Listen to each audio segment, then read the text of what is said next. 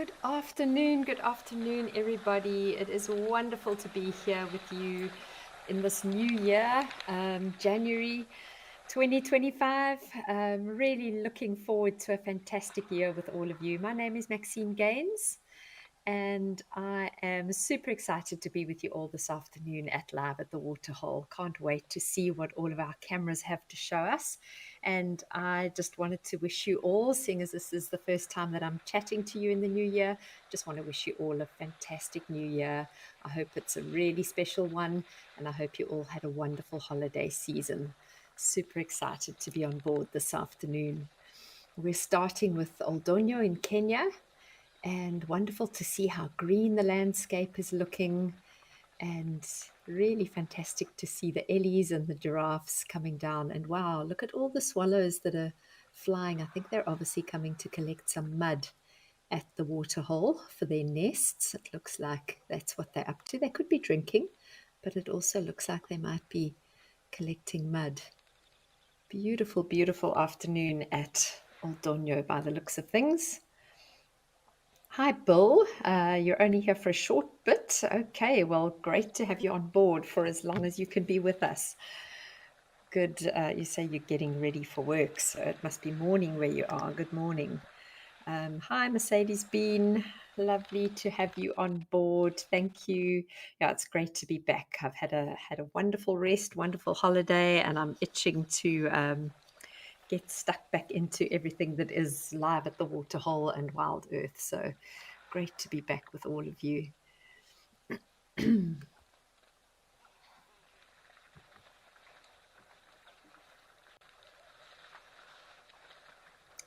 Doesn't seem to be much water in that waterhole from what I can see here.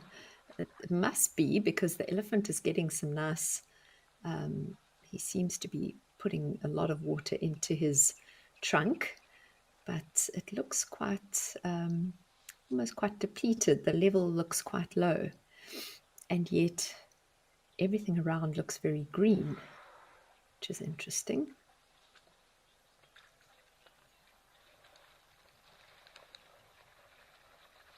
Seems to be just a kind of a smallish puddle at the bottom, but maybe, I mean, I think that is a pumped water hole, so I'm sure they keep the level quite constant by pumping it.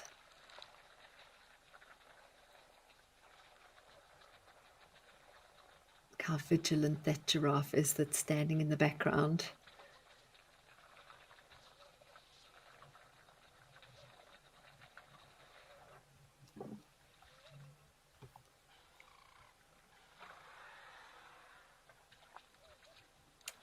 Good morning, Rebecca, or good afternoon, should I say, from my side. I'm not sure if it's morning where you are, but good afternoon from us. Lovely to have you on board, Rebecca Bishop. I think it's going to be a good couple of hours. We've had such amazing rain right throughout the country in Southern Africa or South Africa, but it certainly looks like Kenya's also had a bit of rain since I was last on Live at the Waterhole. Everything is looking so beautiful and green. The rainy seasons up there are different to what we have down in the south. Our rainy seasons down here, we get most of our rain in the summer, whereas up in Kenya they get something called the long rains and the short rains, and I'm trying to remember when that is. I lived up in Kenya for a while, but the months that all the rains happen is eluding me. My brain is not working. But it is, yes, the short rains. Yes, so Nadine's saying short rains around March, April. I think she is correct. She says she went to Zanzibar around that time of the year. So I think the short rains are then, and I'm trying to remember when the long rains are. I remember we closed the lodge for like a whole month, and I just can't remember when that was, what time of the year it was. I'm going to have to go and look it up now. But yes, the rainy seasons there are a little bit different to what we have down south, but they definitely look like they've got some decent rain.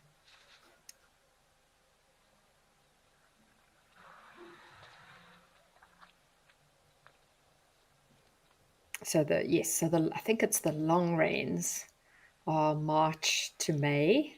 That makes sense. I think that is when we closed, kind of the middle of March. We'd close the whole lodge because you just couldn't drive. You couldn't. The rains fall so heavily there, and the ground gets so muddy that it's actually not even worth trying to go out on safari. So a lot of the lodges up there close at that time of the year and do kind of maintenance and renovations, and then they open again in time for the migratory season. Yeah, and then the shorter rains are November, December. So that would make sense. November, December, there's a bit of a rainy season, which would explain why it's all looking so beautiful and green up in Old Donyo at the moment. Yeah, it is quite incredible, Rebecca, when you see these cameras in the dry season, and it just looks like, nothing is ever going to be alive again. Everything just looks dry and dusty and dead. And it's just phenomenal to see the change when the rains come.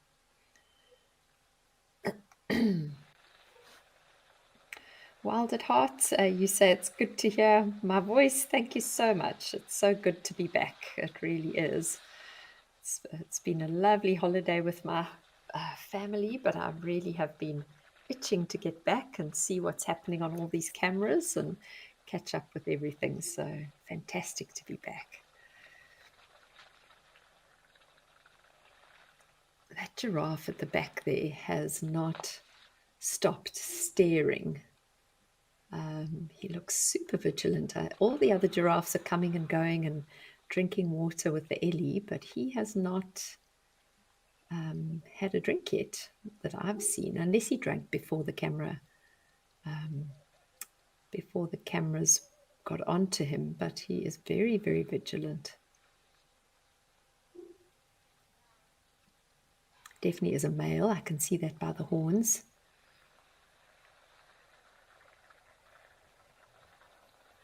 Or the ossicones, should I say.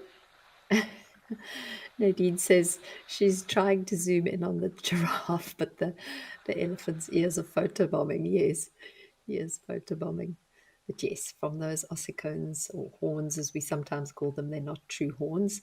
You can see that he is a male giraffe, maybe just keeping an eye out for any other males that he might potentially want to challenge or fight with for dominance and mating rights. The males do that quite regularly. He doesn't seem particularly stressed, so I don't think he's seen a predator, but he is just being very, very vigilant. Oh, look at all the butterflies flying around the water as well. Lots and lots of white butterflies.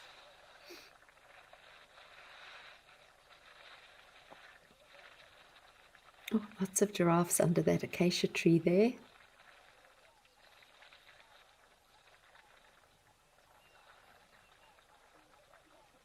Difficult to say what acacia tree that is exactly. It could be a tortillus, just looking at the umbrella type shape of it.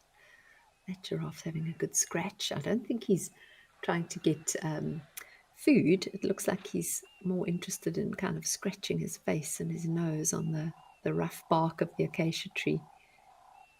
We could actually, that's interesting. I would like to see him do that again. He may actually have been licking some of the gum. Acacia trees produce gum, and it's a sweet, sticky gum, and a lot of animals, even things like bush babies, love the gum that's produced by the acacia trees. And I can see that dark stain on that branch. So he may actually have been licking some of that sweet gum. It seems to be chewing now, ruminating, but it's very likely that he could have been licking some of the gum. Oh, that looked like a beautiful lilac-breasted roller that just flew past and photobombed there. Hi, Sarah from the UK. It's so great to be back. Hello, Penelope. Lovely to have you all joining us. It really is at the start of this amazing year. I have good feelings about this year. think it's going to be a really good one for all of us. I wish he would do again what he was doing, because the front of his face was a little bit out of focus as I was watching him, so it was difficult to see whether he was actually licking the gum or whether he was just scratching his nose on the bark of the tree. Beautiful umbrella-like acacia. Many of the acacia trees form this beautiful umbrella-like shape, often helped by the pruning of the browsers, and really become very important shade trees in these hot environments. You can see the giraffes benefiting from that shade.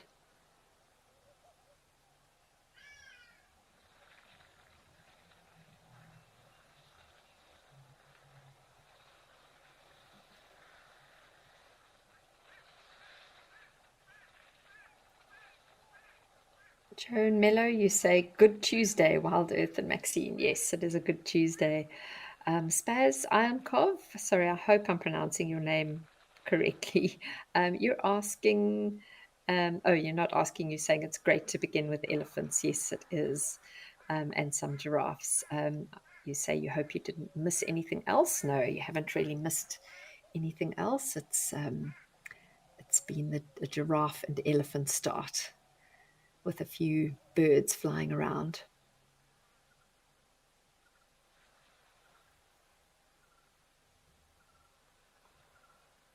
I can hear a tinkerbird in the background there. Sounds like it could be quite soft, so difficult to say which tinkerbird it is, but it definitely sounds like one of the tinkerbirds calling.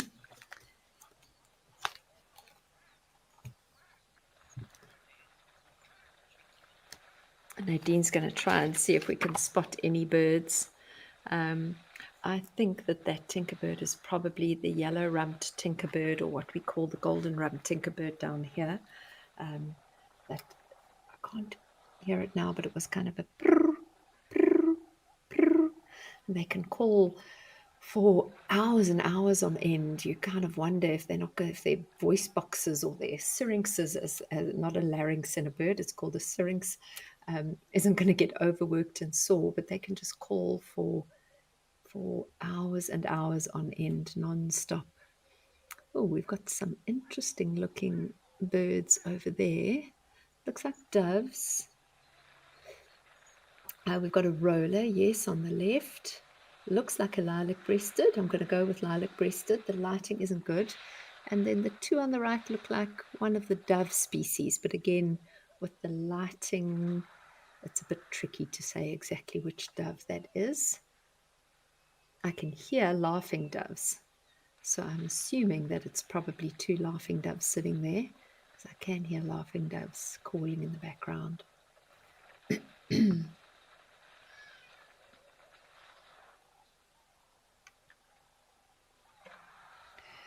Andy, you're asking if predators would feed on the acacia gum.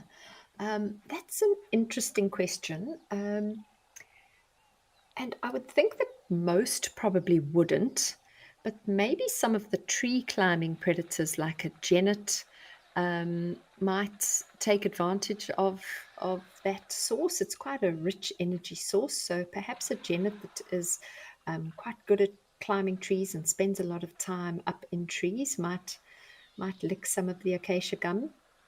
And perhaps even, often the acacia gum is so sticky that insects will get caught up in it. And that's actually a lot of the time what amber is. Might not be specifically from acacia gum, but the gum of certain trees that is so sticky that the insects get caught up, and then way back when the same kind of thing would happen, and then over time that fossilizes and you get amber. So similar kind of process. Acacia gum is very, very sticky. You might get insects being caught up in it, and then a little predator like a genet that would be an insectivore. They don't only eat insects, but they certainly will eat some insects. They might go for the gum because they can smell or see insects caught in it, and then end up eating that gum just as a byproduct of feeding on the insects. But there are some creatures that, that really are quite dependent on acacia gum, certainly during some parts of the year, like bush babies would be. So especially at the time of the year when insects aren't that prolific. So that would be the dry season, or down here it would be our winter months. And during that time of the year, you'll find that bush babies will eat a lot of acacia gum.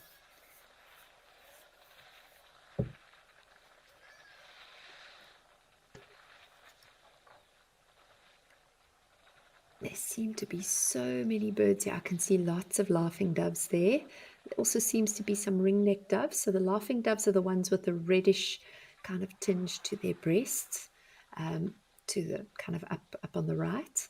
And then the grayer looking doves below them are the ring-necked doves. Or they look like ring-necked doves. You do get different types of doves with rings on their necks. But those certainly look like ring-necked doves. I can hear some oxpeckers now.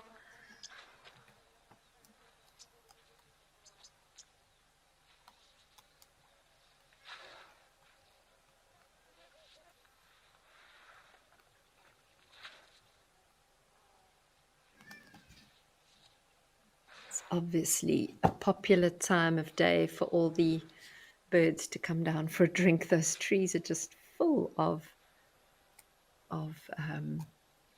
various bird species.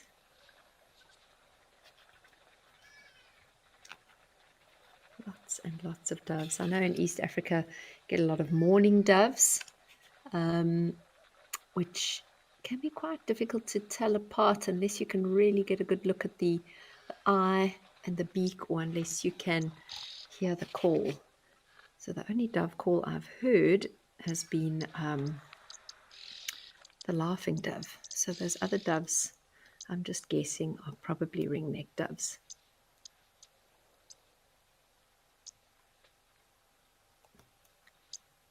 Can hear that call. That's the oxpeckers calling.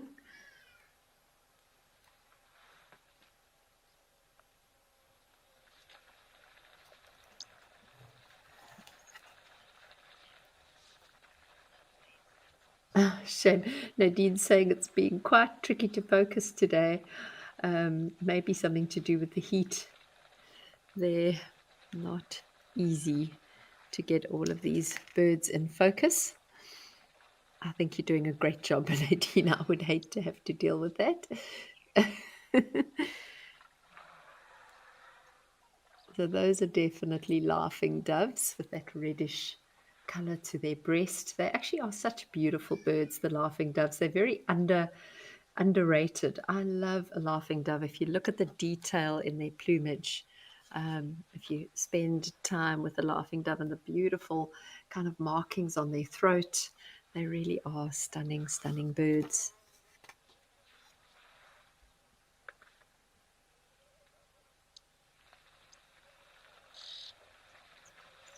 Yeah, Dove Central, Nadine saying it definitely looks like Dove Central. Looks like hundreds of doves coming down to the surrounding bushes, possibly going to wait for Mr. Elephant to finish his drink. He is really taking his time about having his drink. I'm sure that there'll be a mass kind of landing of birds once he moves off. Some of them will be brave enough to come and drink while he's drinking, but often ellies can be quite intolerant, we'll say, of other creatures that are around the waterholes when they're drinking. They'll swap their trunks at the birds. And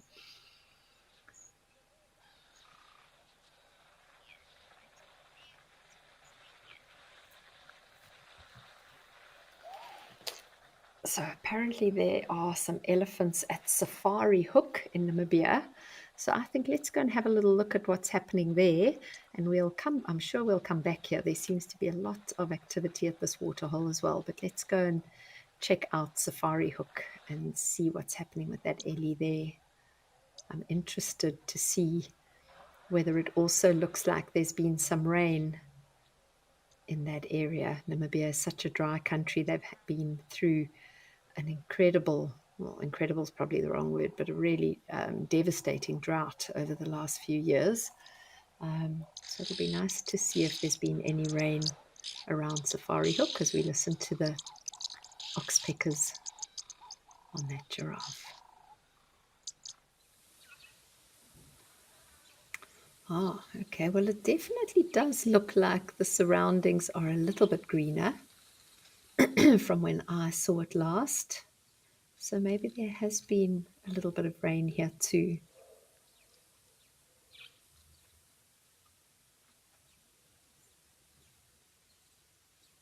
I love the ellies. Often in Namibia, they look so kind of almost white grey because of the colour of the soil. Have a very different coloration, which is not really their skin coloration. It's just the colouring in the soil. And then obviously they dust bath and mud bath, and their skin takes on the colour of the surrounding soil.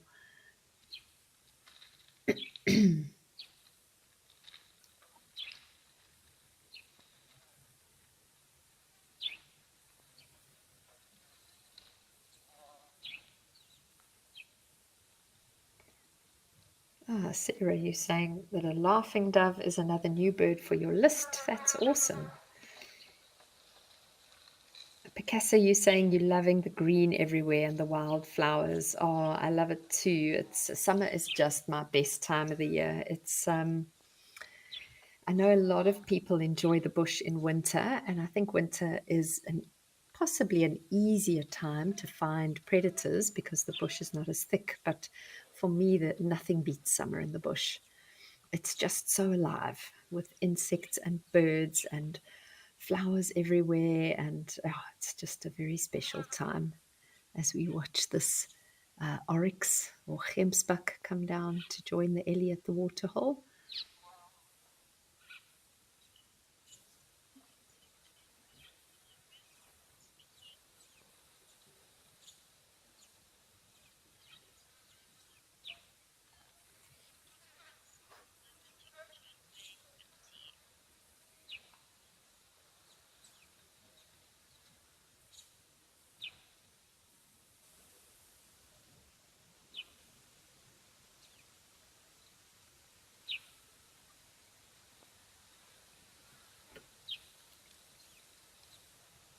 Having a look at that elephant's left front foot, because he's got, it almost looks like his toenail is sticking out at a strange angle. Either that or he's got some mud or something stuck on his foot. We'll have another look in a moment. Let's look at this beautiful oryx coming down for a drink.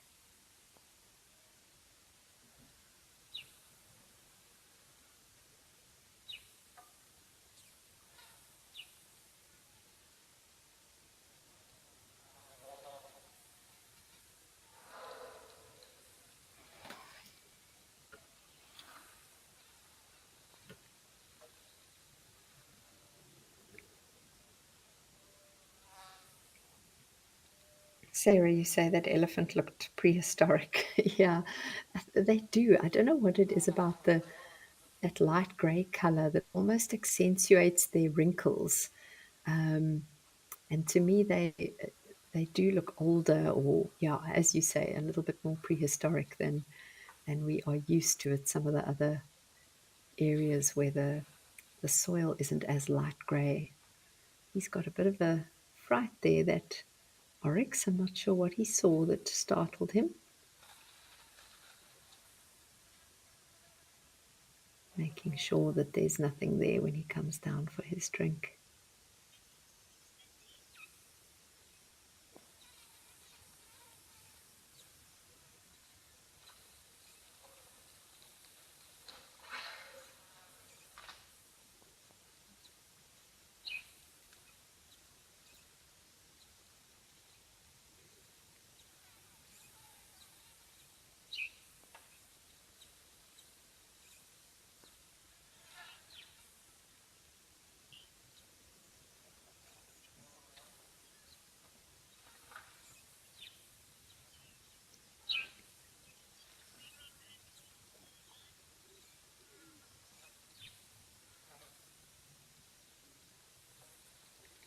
These antelope are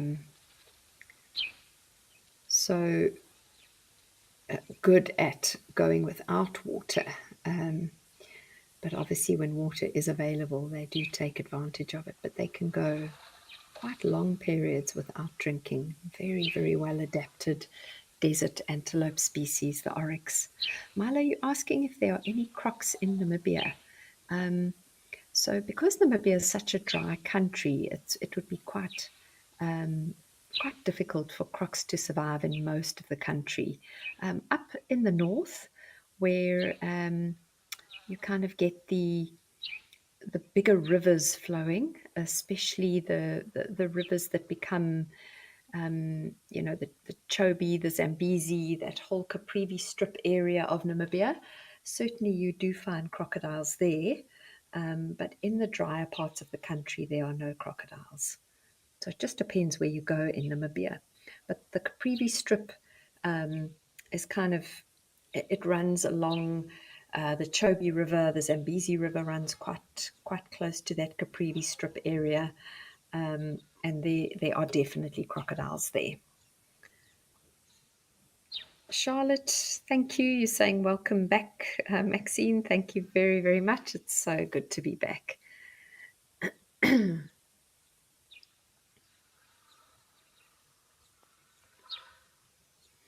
Interesting to see that this oryx is all on his own. They generally are herd animals, not always big herds, but you tend to find them in small groups.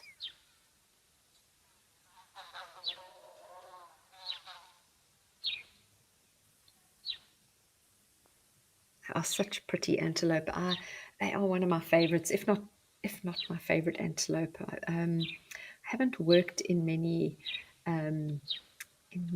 reserves where they are resident, so I always love seeing them because they're just a species that I see when we travel or we go away on holiday to various places, but they're certainly not an antelope that I have seen as often as some of the other species, and I think their markings and that they just really are very striking and very, very beautiful.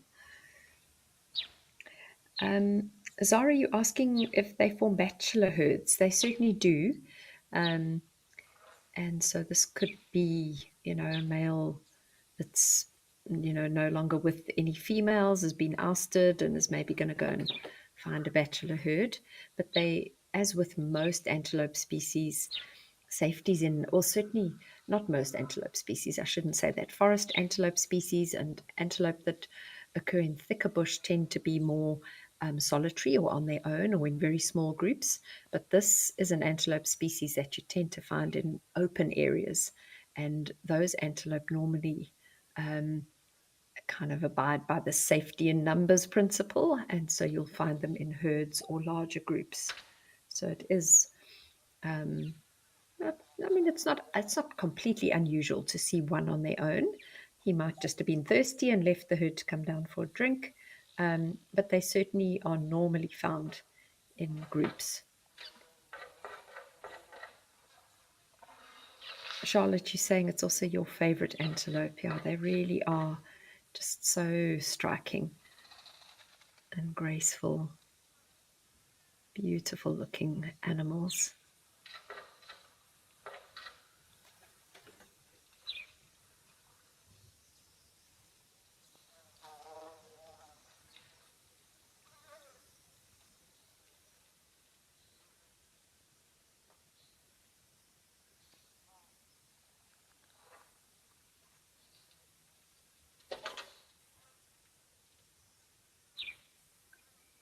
You also get a few different subspecies of them. So in Southern Africa, we only have one subspecies, but as you go further north, you get some that look a little bit different. You get the fringe-eared oryx, which has got, as his name suggests, quite long tufts of hair kind of falling down from his ears. It looks quite unusual, but otherwise the markings look fairly similar.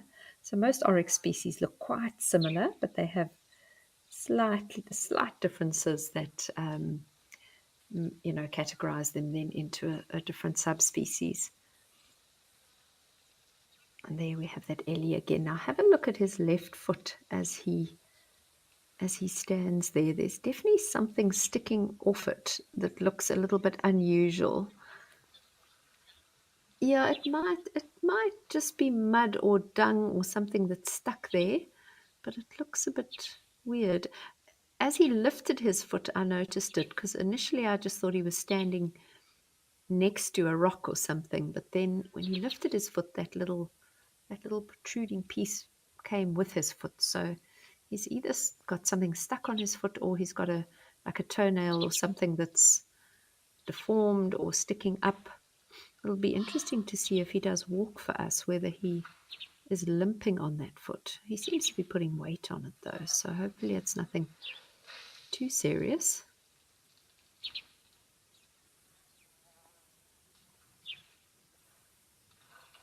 Oh, just like an overgrown toenail maybe. It's really quite interesting. It doesn't look like it's something foreign stuck there. It almost looks like one of his toenails is just a little bit overgrown, or growing out at an angle. Although, now that I look at it now, maybe it is just mud stuck on that toenail. I don't know. It's difficult to say.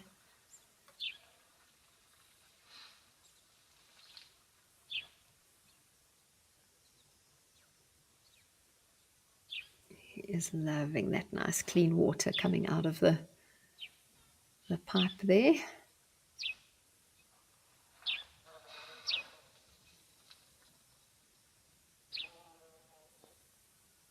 I think he needs a manicure. He looks to me like he's just got an overgrown toenail for whatever reason.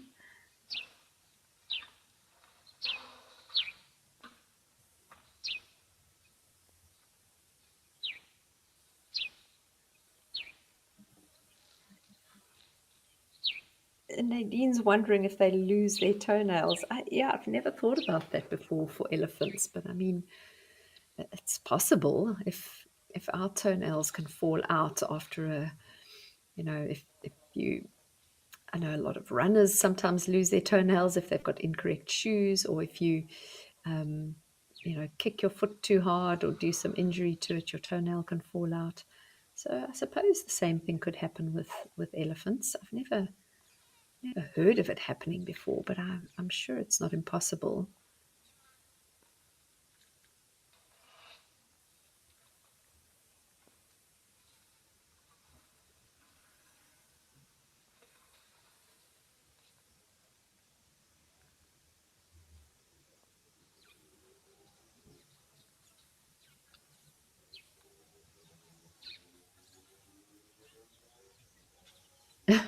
Yeah, I think it is a funky toenail. I think he needs a manicure or I have a horse, and we have farriers that come out and trim their hooves. Maybe we need an elephant farrier to come and give his toenails a bit of a clipping.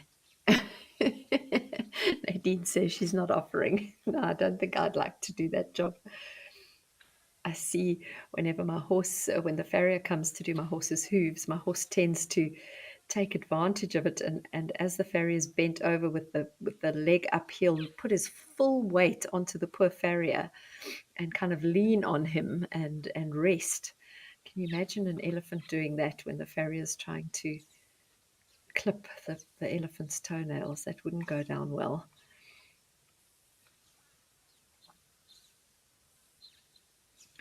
Charlotte, you're asking what disadvantages the horns would pose for them. There are many advantages, but what disadvantages could they cause? Charlotte, I'm assuming you're talking about the gemsbok or the oryx. Obviously, their horns, those horns are almost sword-like and very, very sharp. And so, as you say, there are a lot of advantages from a protection point of view. I have seen many antelope species, not just oryx, but many antelope species that would use their horns to try and fend off predators. I have heard of predators being killed by antelope being stabbed by their horns, so that is not, not unheard of. What disadvantages? There are certain antelope where, when they fight, the horns get caught together, and that can be a huge disadvantage. Like kudu, it's known to happen fairly commonly in kudu, where the horns, because of those spirals being so complex, they can get locked together, and that can result in the death of both males. That wouldn't really happen with a gemsbuck because the horns are quite straight, so it's unlikely that they would lock together if they happen to be sparring with one another. One of the things I do think can be a disadvantage for antelope that have such huge horns is if they are needing to run away and the bush is a little bit thick, it can be a disadvantage because the horns can end up getting caught up in the branches and perhaps slow them down as they are running away. And you'll often see, and I'm referring back to kudu now because kudu spend a lot of time in thick bush. And so you will see when they run that they actually lift their heads much more than you would think is necessary. It looks quite ungainly, and you wonder how they can see in front of them because they lift their chins right up. But what they're actually trying to do is lay those horns flat against their back so that as they run through the thicker bush, the horns don't get caught up in the branches. And so I would imagine if gemsbuck or oryx have to escape through thicket, that could be a problem for them, that the horns may end up slowing them down. But generally, oryx are found in more open country, so it wouldn't.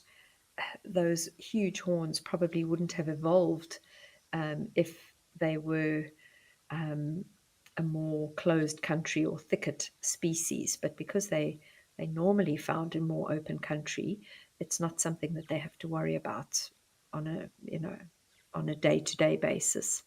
But if they move through thicket, it would be something that could be a disadvantage for them.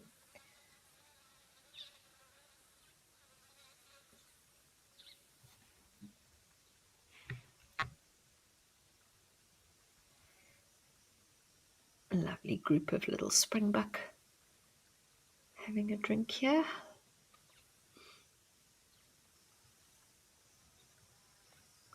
Lovely to see all the dry country antelope that we don't get to see in Djuma and in some of the other reserves. Both springbuck and gemsbuck actually suffer from something called heartwater disease, which is a tick-borne disease, and those ticks are found in the wetter parts of the country. So it's one of the things that limits their distribution. You don't often find springbuck or gemsbuck in higher rainfall areas, not because they wouldn't do well there. They'd probably love to live in areas with more plentiful food and higher rainfall, but they actually can't survive because they die from heartwater disease.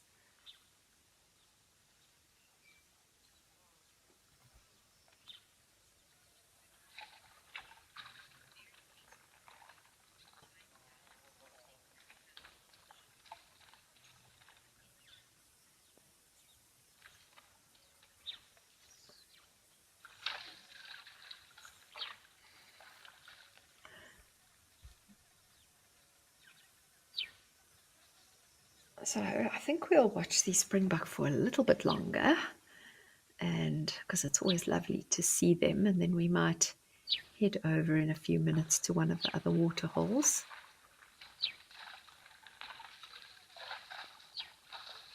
So interesting to see. I can't imagine what those springbuck are feeding on because there doesn't appear to be much grass there where they're feeding, but they are grazers, so they generally feed predominantly on grass.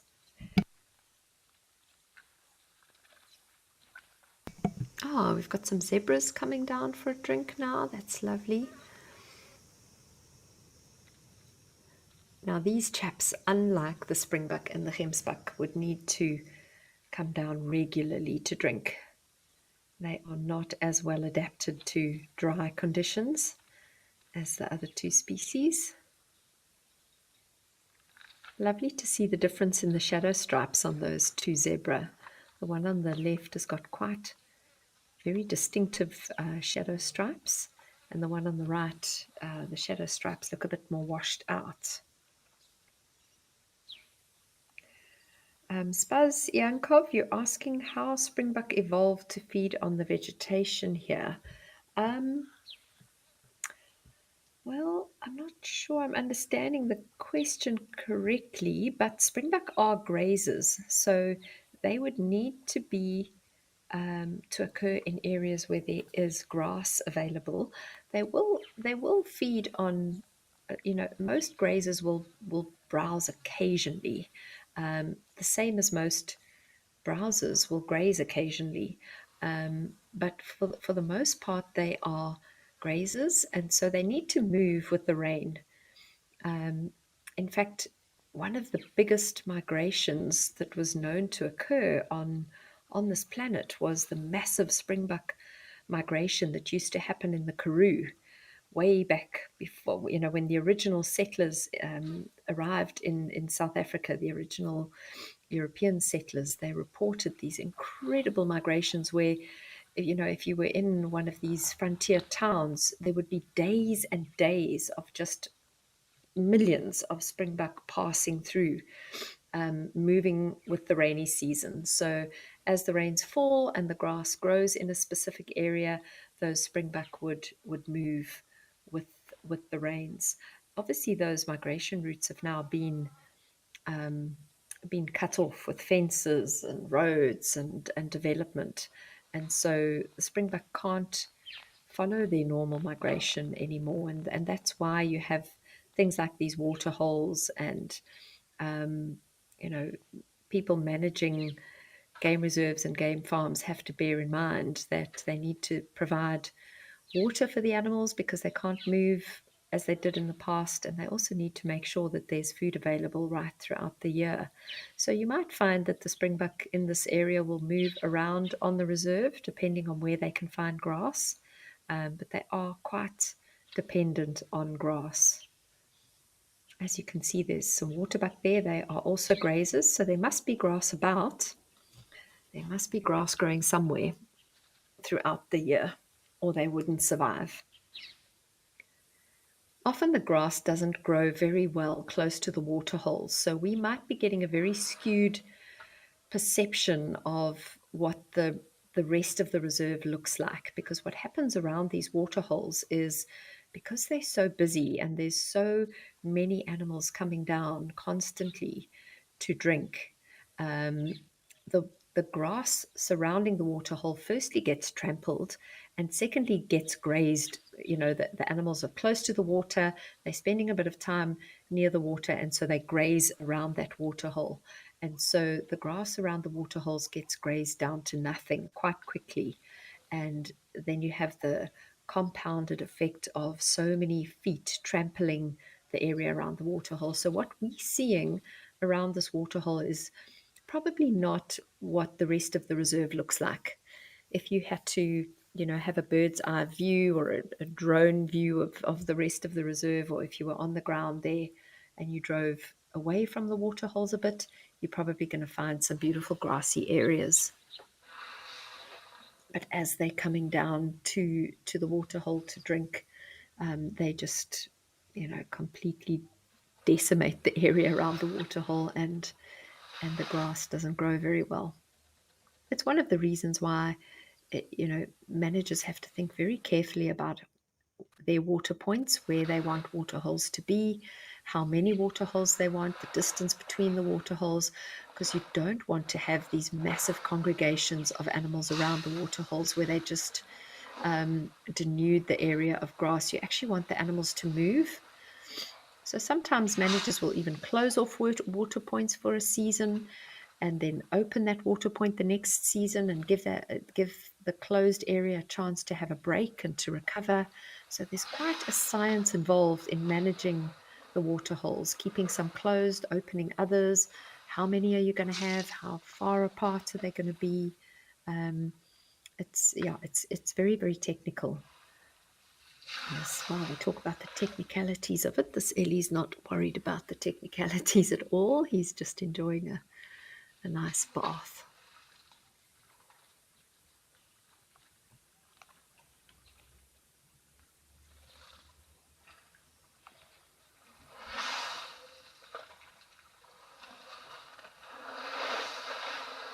love watching how they do that, how they go down to the clean water where the pipe comes, have their drink, and then head into the main waterhole to have a little pool party or a bath.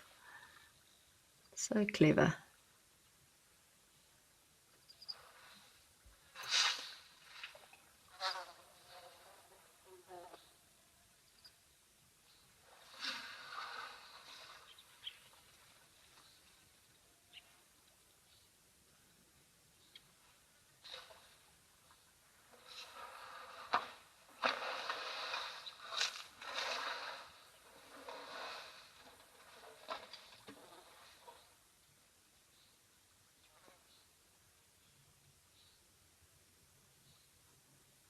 Imagine sitting in that hide right now and being so close to this Ellie bull.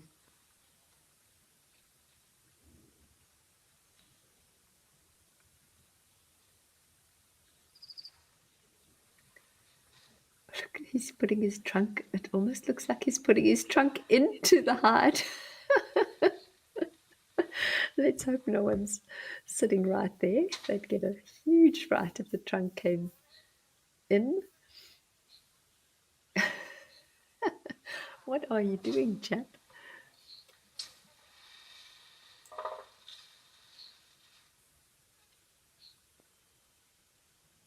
That's so funny.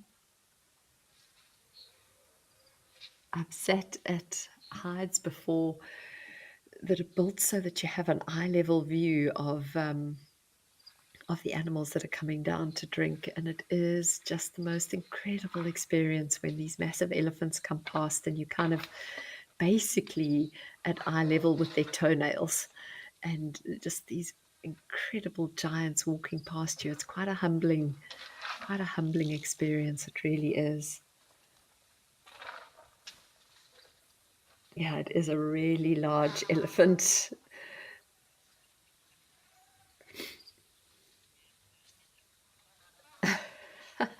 Nadine's stressing about them moving close to the cameras. Yeah, the monkeys as well, she says on the dam cam, like to fiddle with the cables. Now that must be a bit of a maintenance issue at some of these places. I know as a researcher, when you set up camera traps on reserves, we have these metal boxes that we house the camera traps in, because if you don't, the animals tend to grab the camera traps and walk away with them. So the metal boxes keep them pretty safe from things like hyenas and lions. But if an elephant decides that he wants to investigate your camera trap closely, then even those metal boxes don't help.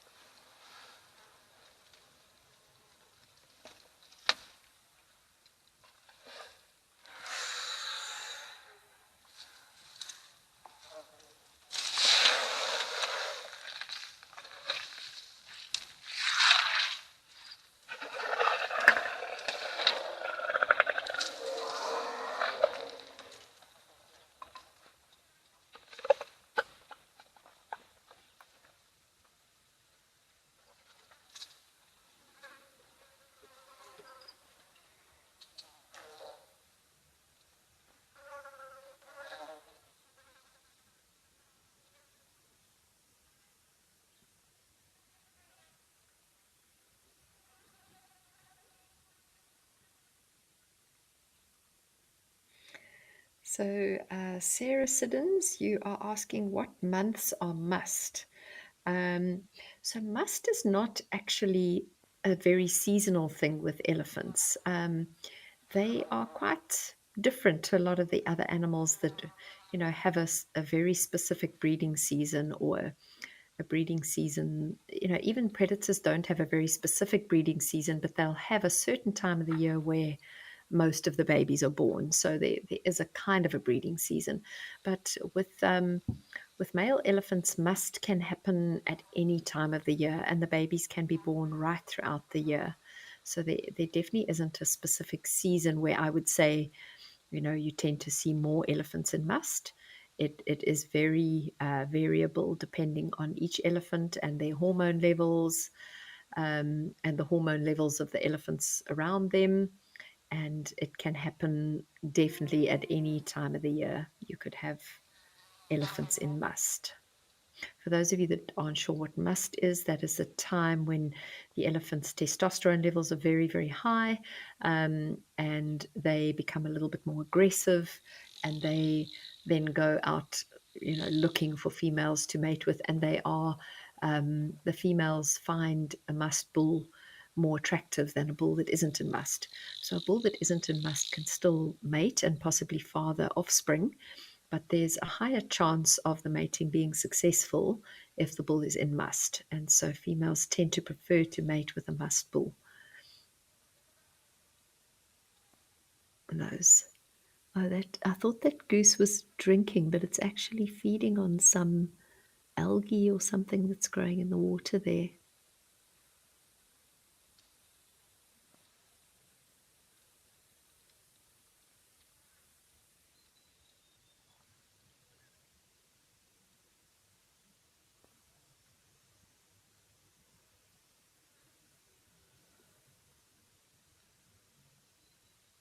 And there's our beautiful oryx again, or I'm not sure, it might be a different oryx.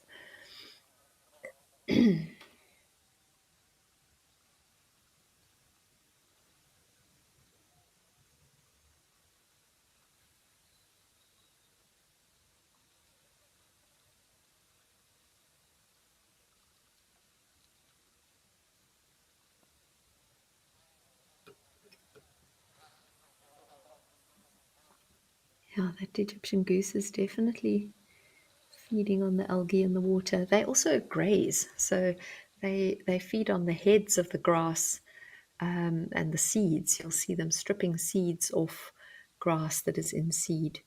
But they have quite a varied diet. They eat other plant material as well.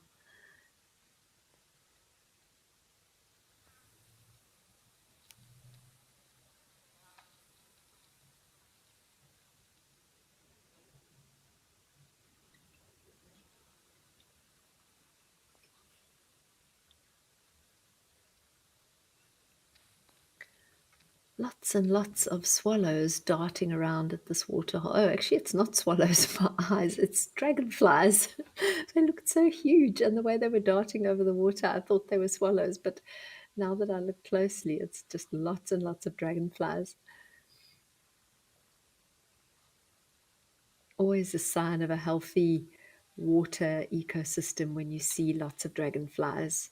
They are very susceptible to things like insecticides and pesticides, so lovely to see all the dragonflies that are darting over this waterhole. Means there's probably not much pollution in that water, which is great.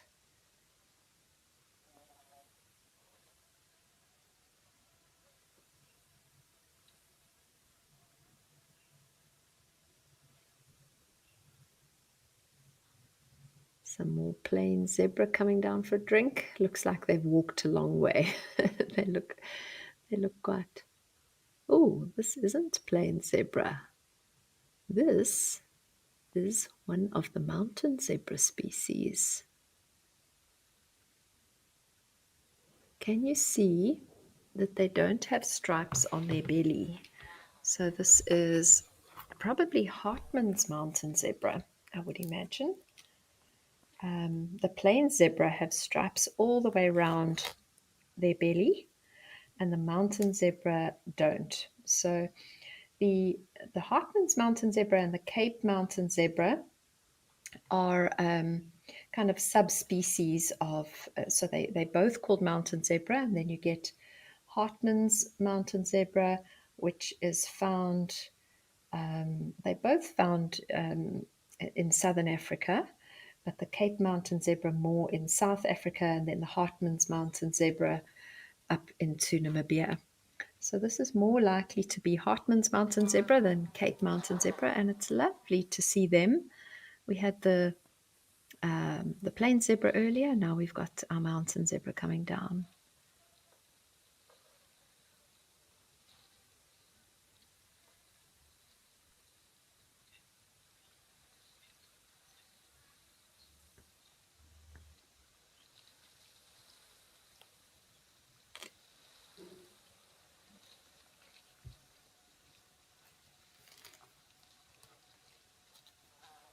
Also very vigilant as they move down to the waterhole. And you can see with these zebra as well that they have no shadow stripes like our plain zebra would do. So that's another way of telling them apart. But the best way for me when you see them, and that's what I noticed, and when they first were moving through the bushes, I just saw the stripes. But then as I got a clearer view of them, that very white belly is very distinctive. That's the best way to tell that you're not dealing with a plains zebra. You're actually dealing with another species.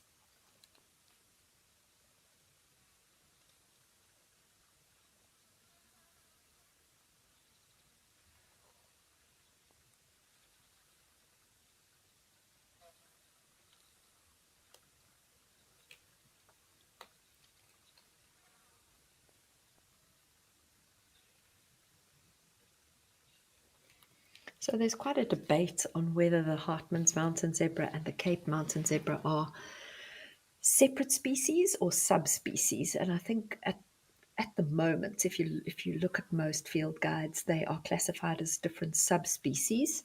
But there are a number of scientists that say that they are kind of far enough removed from each other that they should be considered separate species altogether. If you look at their faces, their ears are also bigger relative to their head than the plain zebra. So it's another way of telling them apart. And then you can see a little dewlap there. It's actually quite nice on that one at the back. As he turned to the side, they have a little bit of a dewlap hanging down from their neck, and that's another distinguishing feature. So quite a few ways of telling the mountain zebra apart from the plain zebra.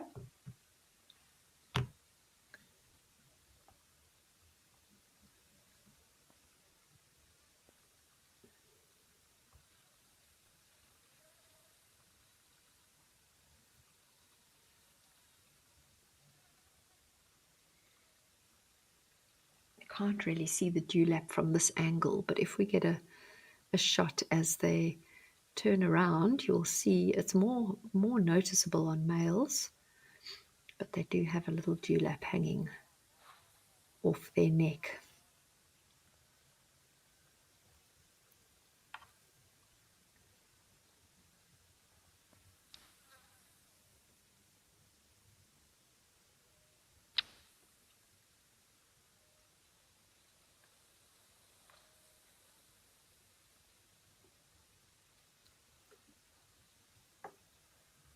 There you can just see a little, almost like a little bulge in the neck. It's not big, but that is the little dewlap hanging off there.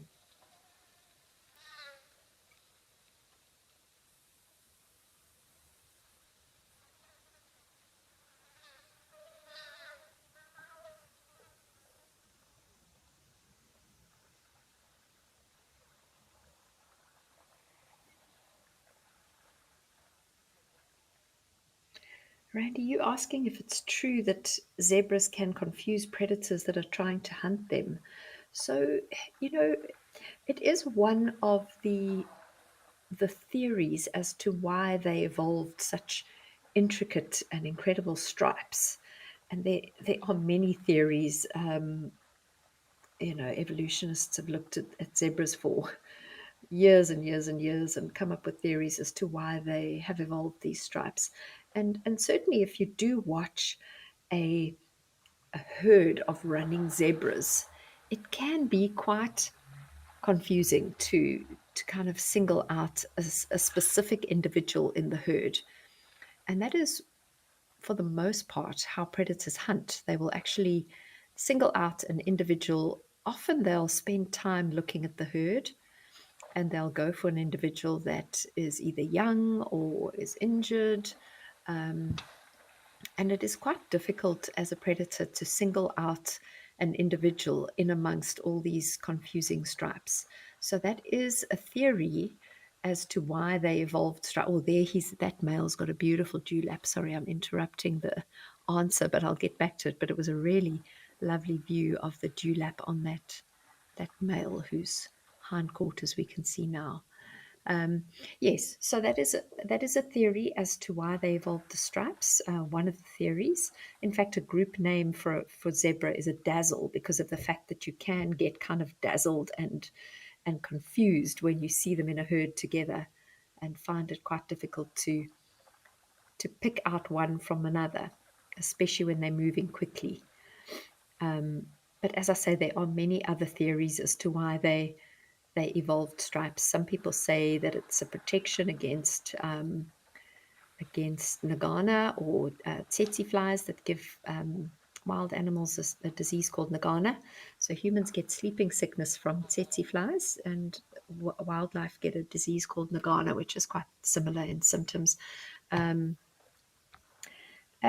so some people say that there's a lot of evidence to suggest that tsetse flies don't bite striped things, or they're less likely to land on striped things than they are to land on a solid color. And so the striping may have evolved as a protection mechanism for against tsetse flies. So that's another one of the many theories out there as to why they evolved stripes.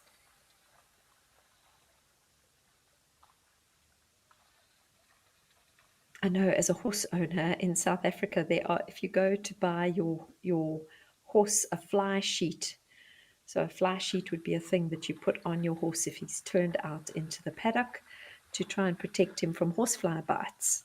And there are many fly sheets that are designed with zebra stripes. And the reason for that is that, because of that theory, the theory is that flies don't land on the stripy horse sheets, or tend to land on them less than they do on a solid color. Tsetse flies certainly do have preferences in terms of what they land on. I know, having lived up in East Africa in places where tsetse flies were quite bad, if you went on a game drive in an open vehicle there, you tried to avoid the color blue, dark blues, and most dark colors, because you tend to get bitten more than if you're wearing a light color. So they certainly do seem to be attracted to certain patterns or colors more than others. And so that could be a very, that theory for me makes a lot of sense. But I'm sure, with evolution, there could be many different factors that have contributed to them having evolved these stripes. So it might not be just one thing, but a number of different things added together that makes them, that contributed to them evolving such beautiful, striking stripes. Now, those are the plain zebras again. You can see the striping on the belly, and you can see the shadow stripe there. So quite nice to have both of them there at the same time to really see the differences. You can see no dewlap on the necks there of those plain zebras, and a little bit more difficult to see, but if you look closely, the plain zebras have just kind of more compact ears. Their ears aren't as kind of big. The ears look more horse-like, whereas the ears of the mountain zebra look a little bit more like a donkey or a mule.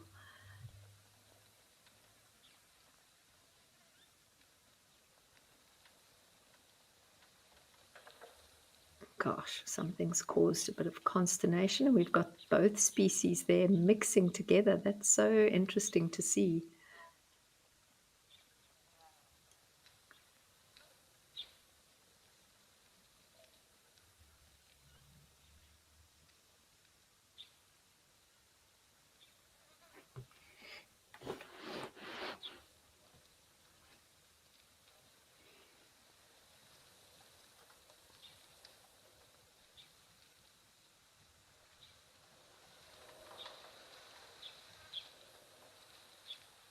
Catherine, you're saying there seems to be a large number of butterflies around. Yes, I also noticed that earlier. There seemed to be, especially white ones, there were a lot of white butterflies flying around. seasonally you do get these waves of especially the white butterflies in South Africa or Southern Africa. So it is probably a seasonal thing in the summer.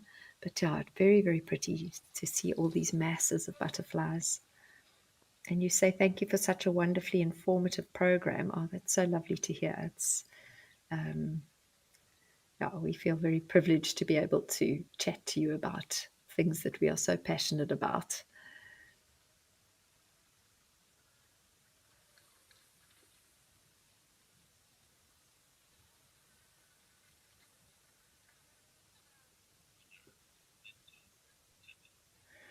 Well, I think we're going to leave the zebras for now and link over to Tembe and see what's happening at the waterhole there. This has been really great to see the two different species of zebras together, though.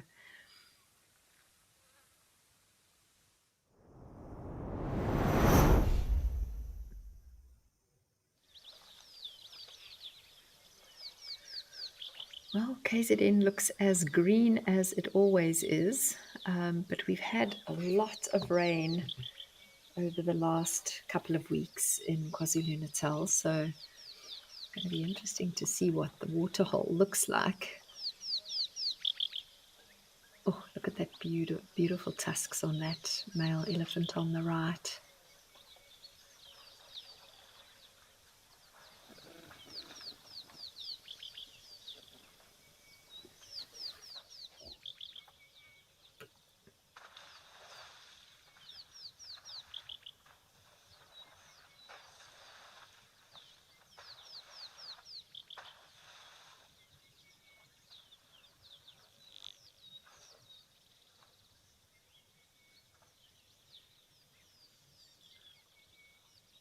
I can hear an orange-breasted bushshrike calling in the background.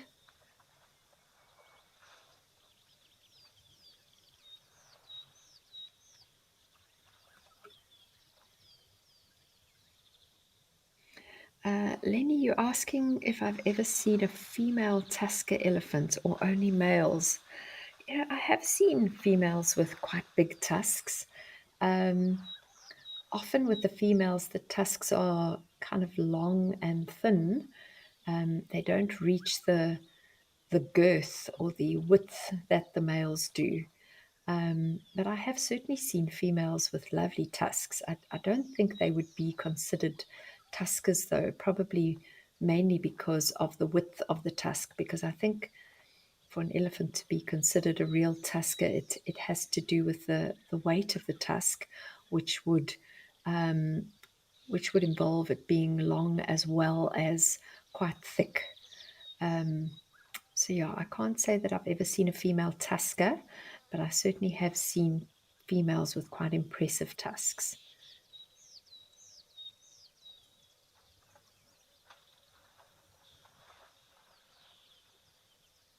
Oh, there definitely is a lot of water around at the moment. So lovely.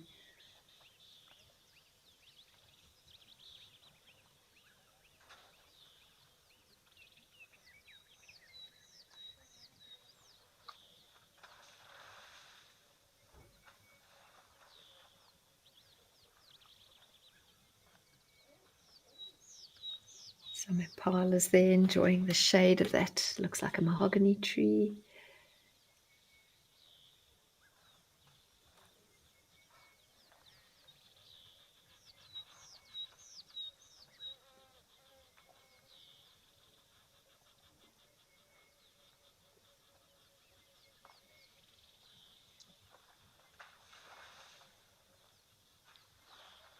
Every hole and depression is filled with water and formed a little puddle. Oh, I love this time of year when you're driving around in the bush with all these little puddles. There's just, you never know what you're going to find around the next corner. You know, the puddles attract all kinds of water birds and frogs, and it's just such an alive time. Just love it.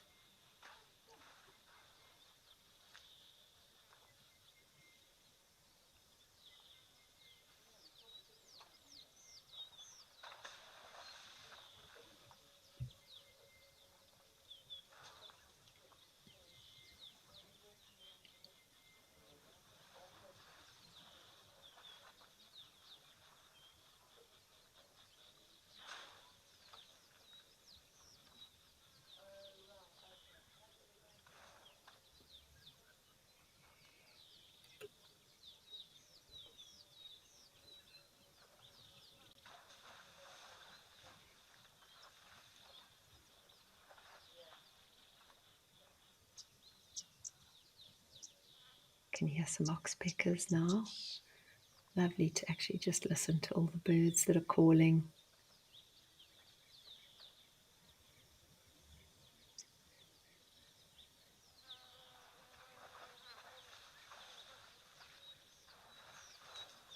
Oh, there's more impalas there than I realized, because there seems to be a few youngsters that are lying down. I didn't see them until it zoomed in.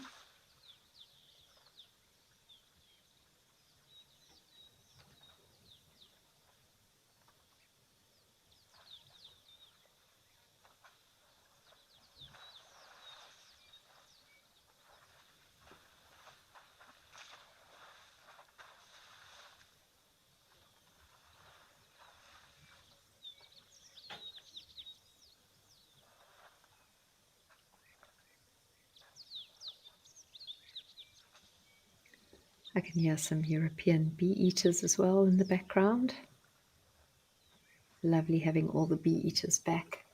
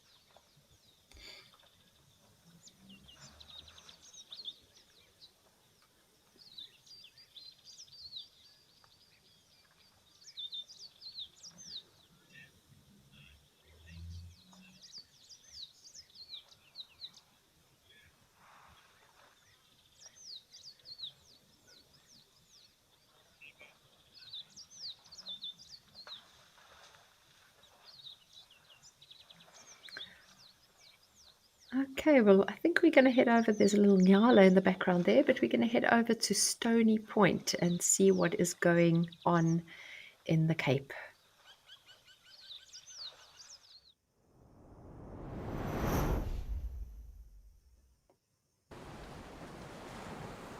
Ah, we've got some gorgeous little hyraxes or dussies on the rocks. So cute.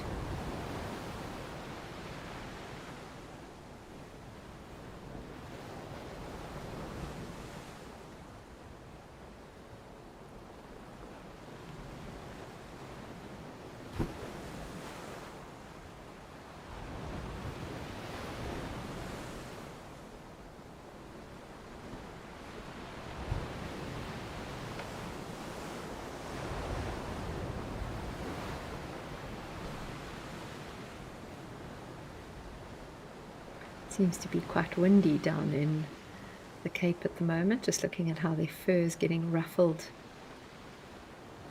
in the wind.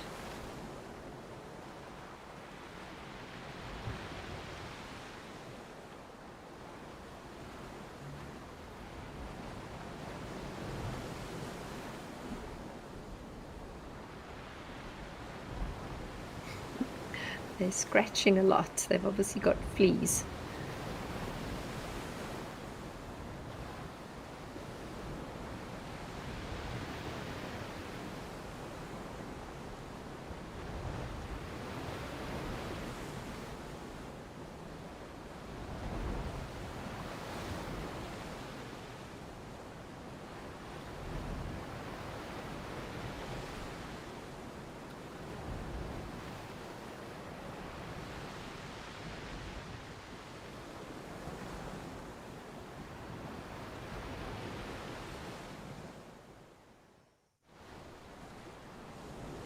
Oh gosh, lots of scratching happening here with these three.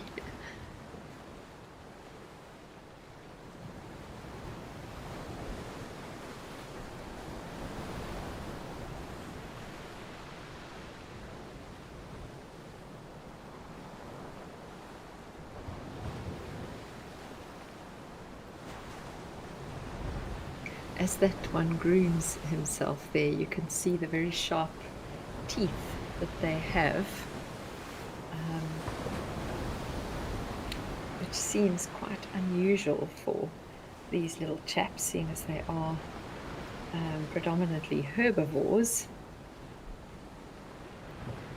Had a really nice view of the teeth as he started grooming.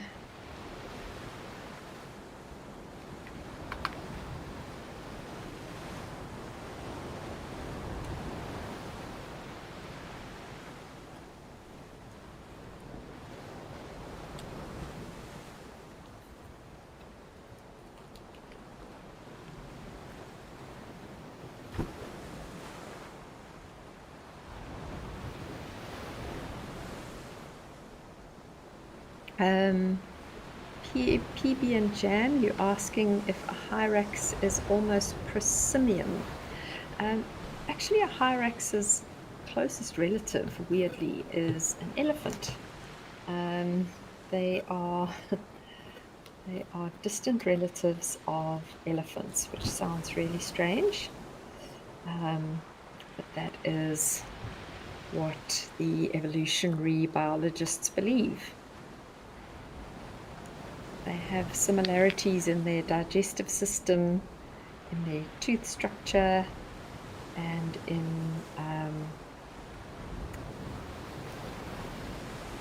the structure of the bones in their feet, similar enough to classify them with elephants. They're still quite distant relatives of elephants, but if you had to look for the closest relative of a hyrax, it would be an elephant. There's a couple of different species of hyrax that we get in this country, the tree hyrax and then the rock hyrax, which is what we are looking at the moment.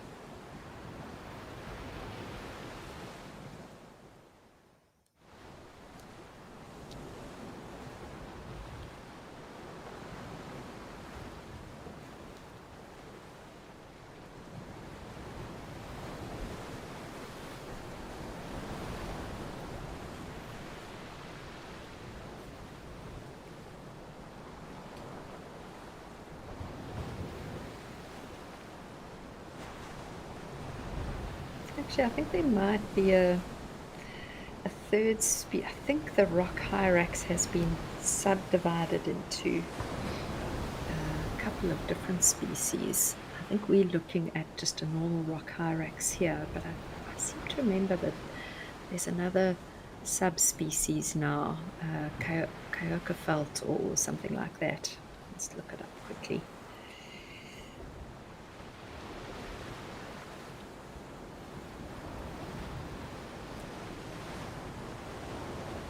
Yes, okay, let's just see here. So we have the rock hyrax, and then we have the Kyokophelt rock hyrax, and actually there's now another subspecies, the yellow spotted rock hyrax. That's interesting.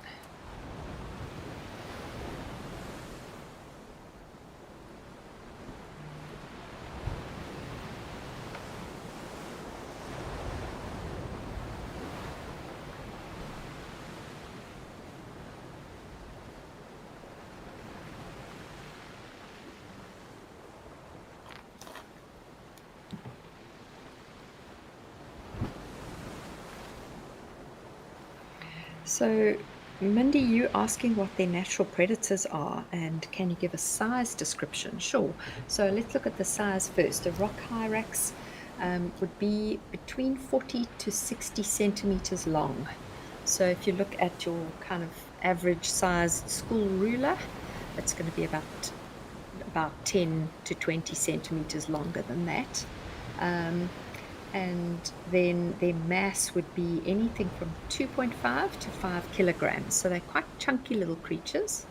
And then what else did you say? Their natural diet. So they are, did you say natural diet? Sorry. Oh, natural predators, sorry.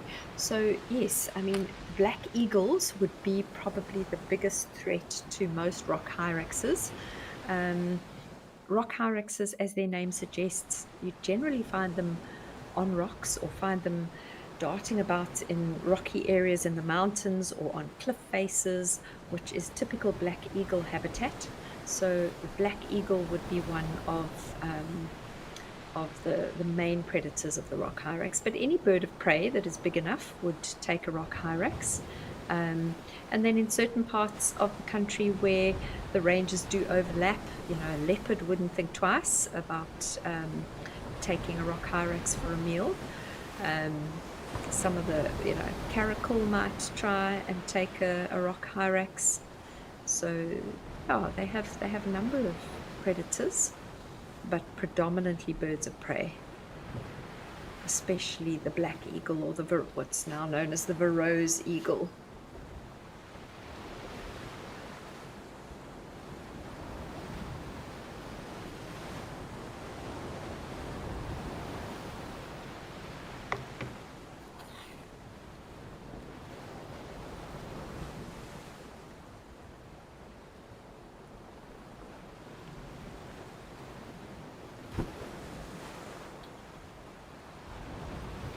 And they are grazers and browsers, so they tend to eat a wide variety of plant material, and from nice fresh green grass that's newly sprouted to all kinds of leaves and probably fruit and seeds as well. They're also known to eat bark.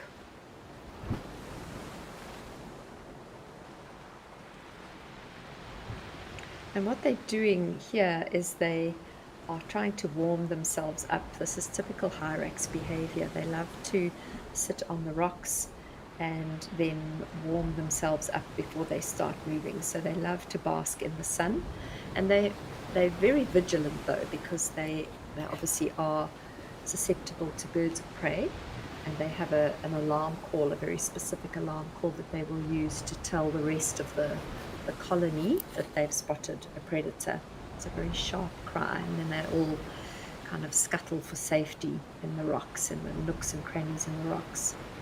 And a group numbers normally 4 to 8 individuals in a group. They can live in bigger groups, and if you do see bigger groups, it's generally smaller groups that have kind of congregated along one big rocky area.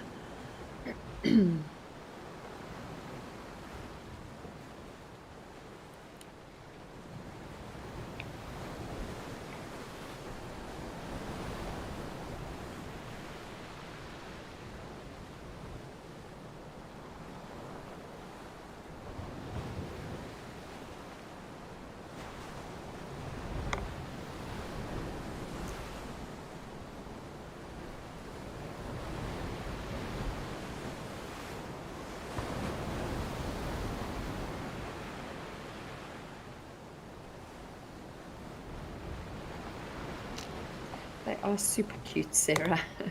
They really are. I love hyraxes. They have surprisingly loud calls for such tiny little creatures. If you're hiking in rocky areas and you hear one alarming, if you hear it and you don't see it, you really would be expecting to see a much bigger animal. And I'll never forget one of my first nights in a place called Siana Springs up in Kenya when I was working in Kenya. And that area is very well known for its tree hyraxes, which are very, very similar to these, but they spend time up in the trees, not on rocks. And all night they called, and I had no idea what this sound I was hearing was. It's the most incredible, quite spooky and very, very loud sound, and it just doesn't seem possible that it can come from such a tiny little creature.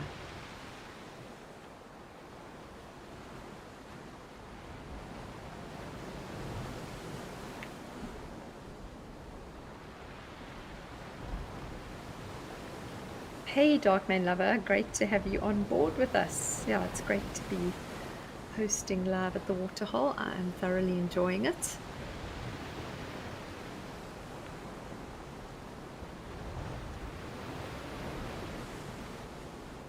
So these hyraxes are doing they're behaving very typically. So what they tend to do is feed in the morning and the evening when it's cooler. They are diurnal, so at night they're going to find a safe spot to sleep, but they'll feed early morning and kind of late afternoon into the evening. But the middle of the day is spent just basking on the rocks and getting themselves warmed up.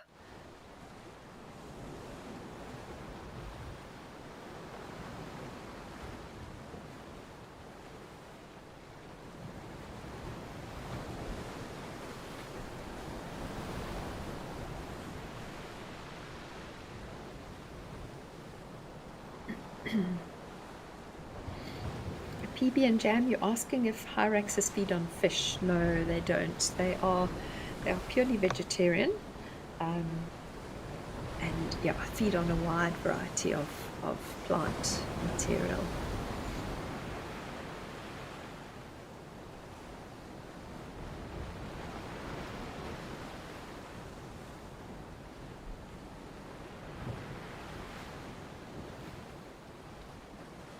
And although we're seeing them here very much along the coast, they're not restricted to the coast at all. If you go up into the mountainous parts of the interior of southern Africa, you will find hyraxes in the Drakensberg Mountains and in the rest of the mountainous areas. They have quite a wide distribution. Kind of absent from Botswana, or most of Botswana, where it's quite flat and not many kind of rocky outcrops. But other than that, you find them almost right throughout southern Africa.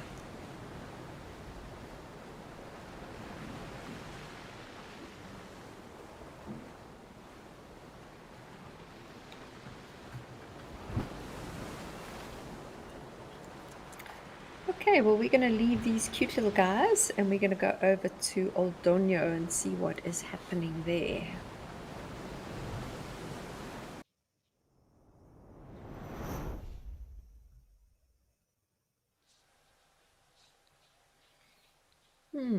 We've got our giraffe still. I'm wondering if that's the same giraffe. So when we were here earlier, that one in the middle, there was one standing there, also with his back to the waterhole, and he did not move the entire time that we were watching him. He just stood with his back to us, facing into the trees.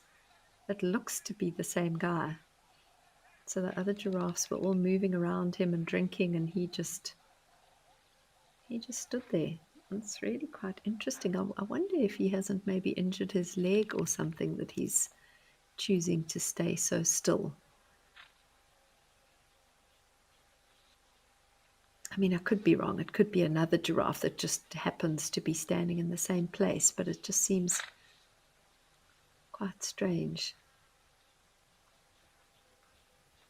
that it's the identical spot.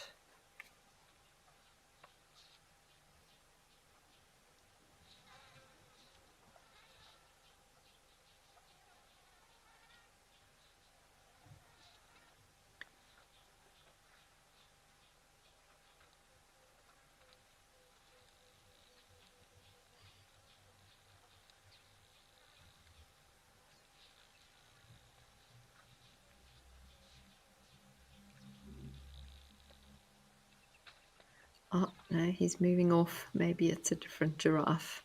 He seems to be walking fine. Probably just a coincidence that he was standing in exactly the same spot as the other one.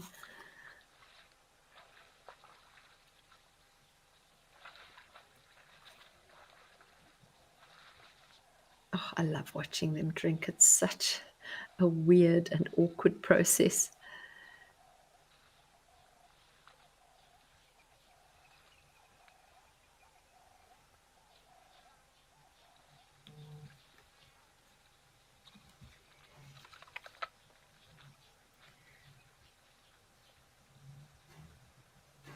Mindy, you say, yay, giraffes. Yeah, they are such incredible creatures. Taken for granted by so many of us that live in these countries where we can get to the bush often. And And they really shouldn't be taken for granted. They are quite bizarre and quite incredible.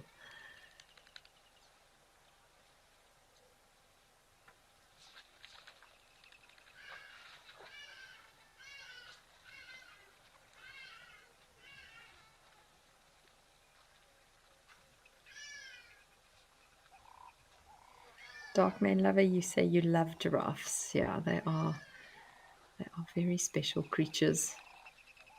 So gentle.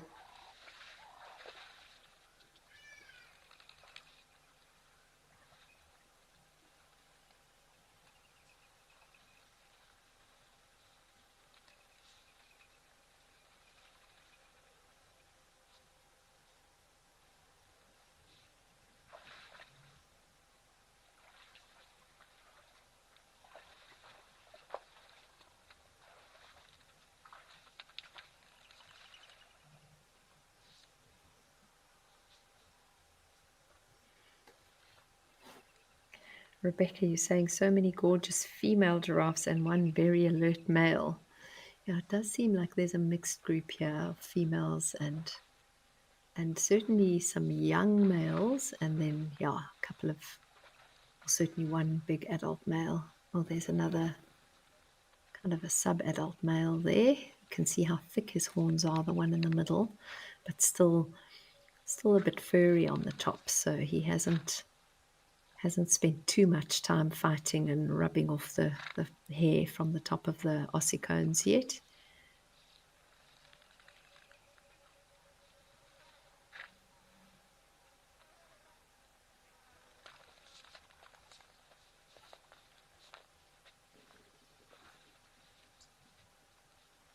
For the size of them, to me, they never seem like they drink enough. They come all the way to these water holes. It's such an awkward process. And they're such large creatures, one kind of expects them to spend longer drinking, but they always seem to have a quick little drink and then move on. I suppose it's because they do get a lot of moisture from the leaves and the food that they eat. But they obviously can utilize that moisture more efficiently than some other animals, so none of it goes to waste.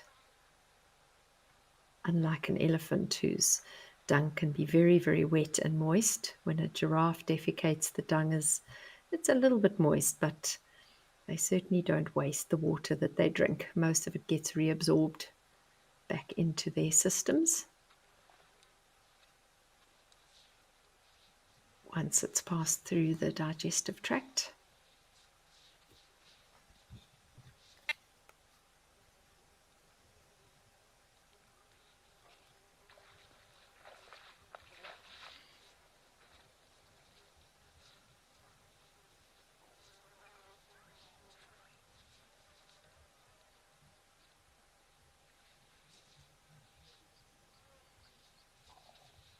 Lots of birds landing now to drink. Looks again mostly like doves. There were loads of doves here earlier when we popped in to have a look at Old Donyo.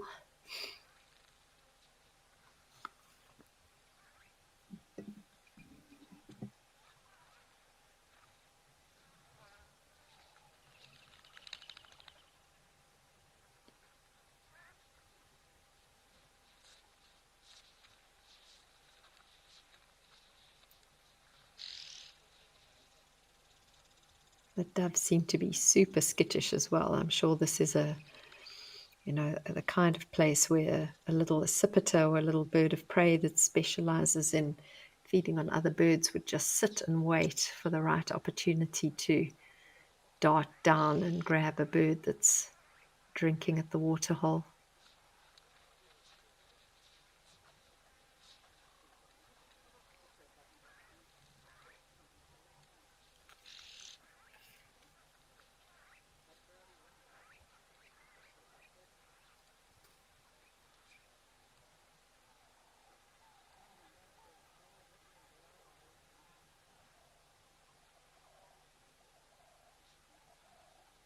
I can hear a ringneck dove calling there.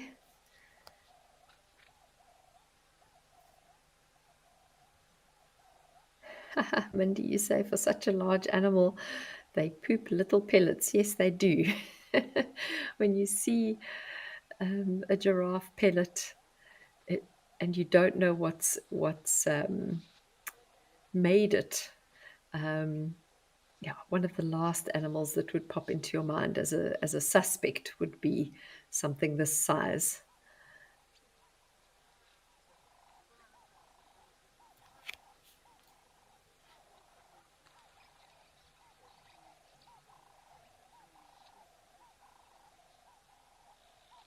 But yeah, that is because they are ruminants and they digest their food really, really well, get all the nutrients that they possibly can out of it. And then, yeah, there's very little that goes to waste. So what comes out the other end is just very efficiently digested, as opposed to some of the other big creatures like hippos, rhinos, and elephants that have not very good digestive systems. They're not ruminants, and they have to eat a lot more because they waste a lot more in terms of the nutrient content of their food. Those two young males having a bit of a sparring session there.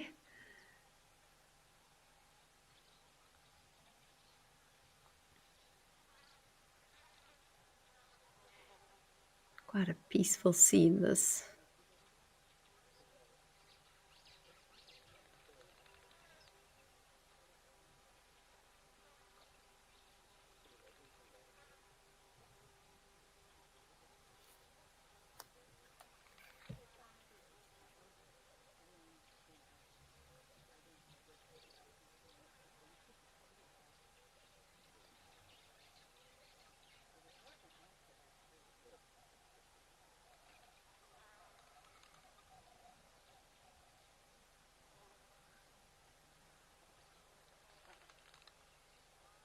It obviously can't be too hot a day because the giraffes are all quite happy to be standing out in the open, not sheltering under the nearby trees.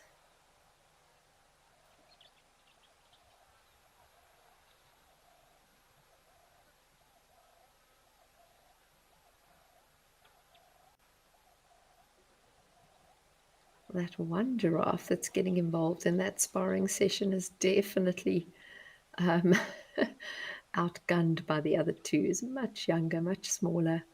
Amazing to see how young they and you can see the tops of his horns don't seem to be worn yet. He's deciding that this is not a good idea. Leave the sparring to the older boys. Even those two, though, are quite different in age and size. The young ones from quite an early age start just testing with the older bulls. It's nothing serious at this stage. The one on the right probably wouldn't stand a chance against the one on the left, but it's just practice.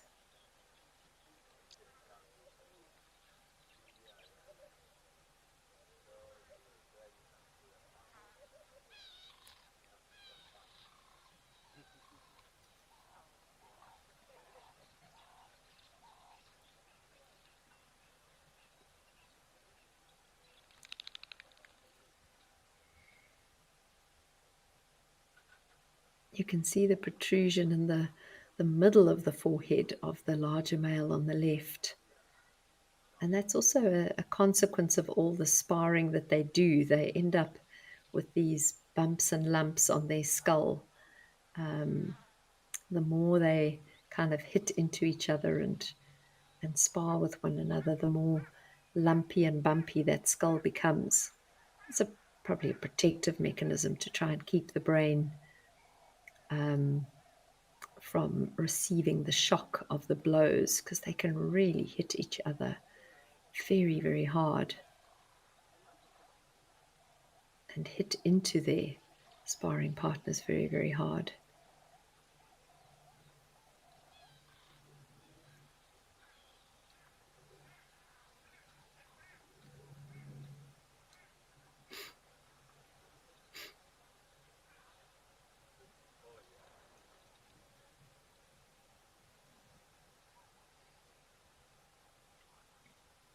See how they lean into each other as well, almost trying to push their opponent over with their weight. This is a very relaxed fight, though. I've seen incredibly intense fights. This isn't really a fight. I'm calling it a fight, but it's more just almost a kind of amicable practice session. But the fights can get very intense between evenly matched males.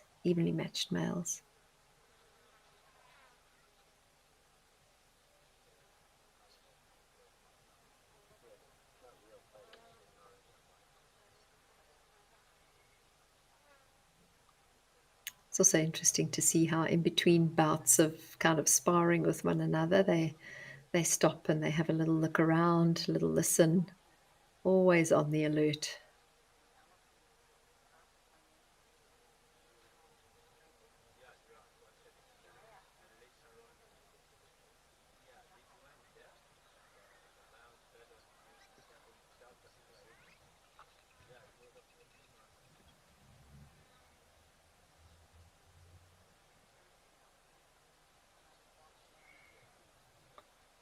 I often think the way they kind of lean against each other as well is also, I've heard a lot of guides refer to it as kind of wanting to push each other over, and I think there could be an element of that.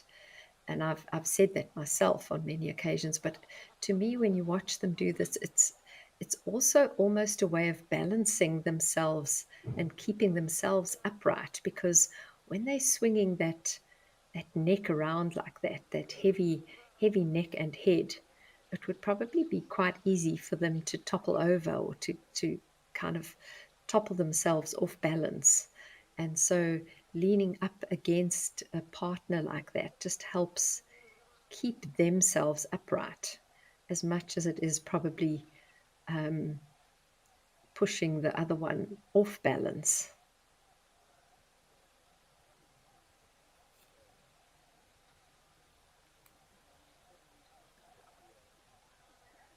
Okay, well, we're going to head over to Tau Lodge now. I think there's an elephant coming down there. So we'll leave these two to their little sparring session and go and check out what's happening at Tau.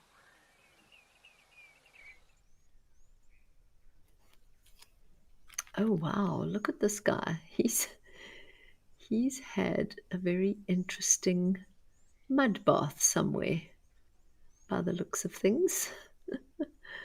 He looks bizarre. I'm sure it is just the color of the soil from his mud bath, but it looks like he's got really interesting patterns on his skin. But it certainly wouldn't be that, I don't think. It's just bizarre looking mud splatter.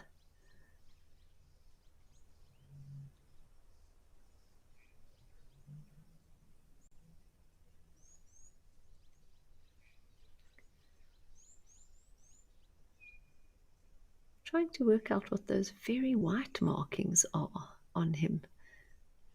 It's actually a really bizarre looking elephant, this. I'm convinced it must be from bathing, from mud bathing, but it just looks really very unusual. Let's hope he gets a little bit closer for us to have a closer look at him.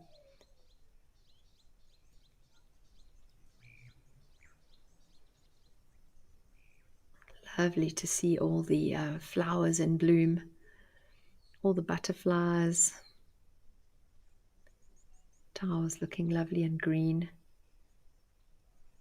Yeah, those white patterns are very interesting to me. Almost looks like he stood underneath a whole bunch of birds in a tree that let fly onto him.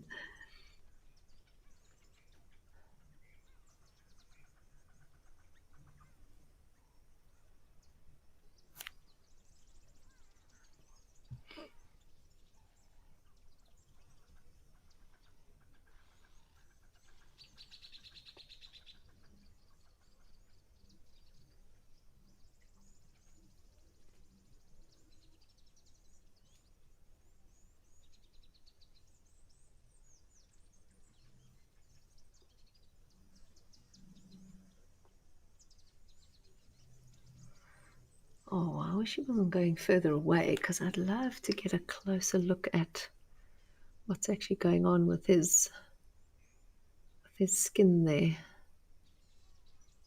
My gut's telling me it must just be from mud bathing, but it does look like quite a strange pattern for for kind of a mud splattered elephant.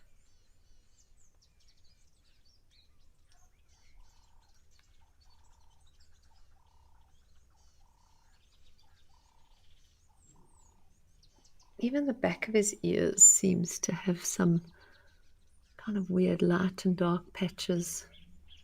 Very interesting. Mindy's asking if anyone's seen the crocs at Tau since the water has come back. I'm actually not sure, Mindy. I'm not sure if anyone's seen them.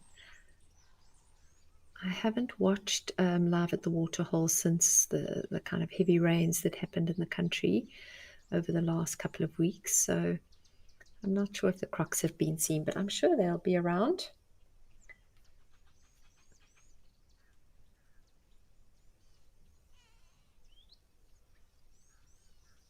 I'd love to see the other side of this chap's body.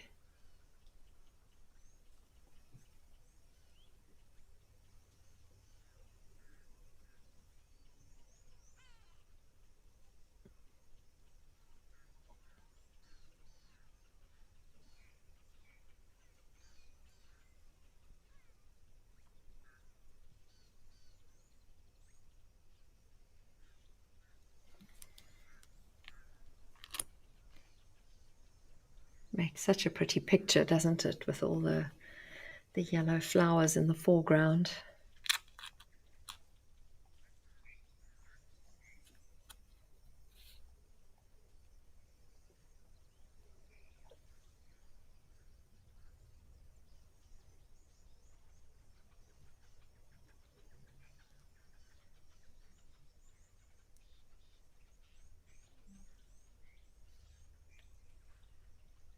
Oh, don't go, boy.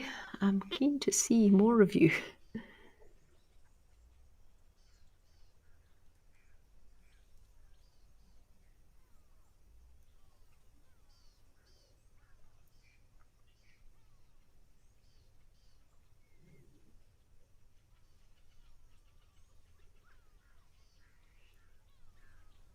So difficult to know without seeing him a bit closer as to what's going on there. I mean, you do get some elephants that are born kind of partially leucistic or leucistic, meaning that they don't have much melanin and they can look quite pink.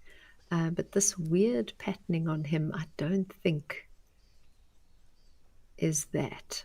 My gut still says it's just a weird mud bath, but look at the top of his head even with the white markings. It's very strange.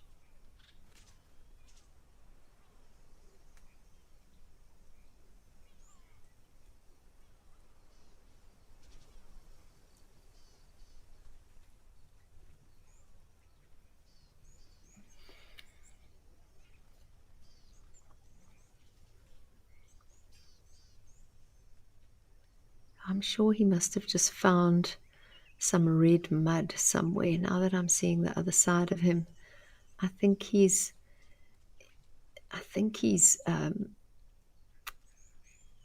probably been sandbathing in quite light soil, like we saw with the elephant in Namibia earlier, and then he's found a spot where there's really some quite nice iron-rich red mud, and he's just splattered himself with that. I think that's what's happened, but it does look very unusual.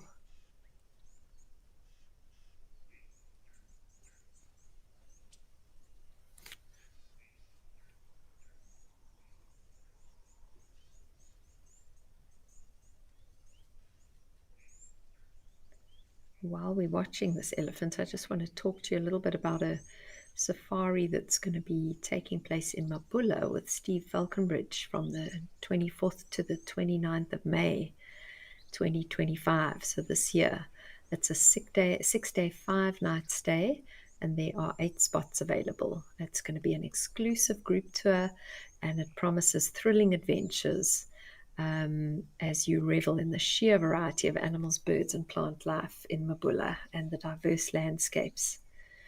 Mabula also offers some really interesting experiences, including opportunities to follow wild cheetahs on foot and contribute to Mabula's cutting-edge rhino conservation, and also the opportunity to take part in a hot air balloon experience over the water birds. So all in all, it sounds like an amazing safari. And if that sounds like something you'd like to do and you're thinking of coming down to South Africa for your travels, then please get in touch with Wild Earth Travel.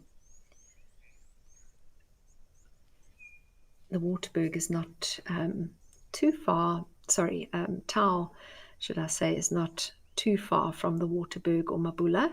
Tau is a little bit further north, closer to the Botswana border, but it is up in the kind of northwest of the country. Malaria free, lots to go for it. Yeah, the more I see this chap, the more I think he definitely has just found himself a nice puddle of rich red iron oxide filled mud and has just splattered himself with it.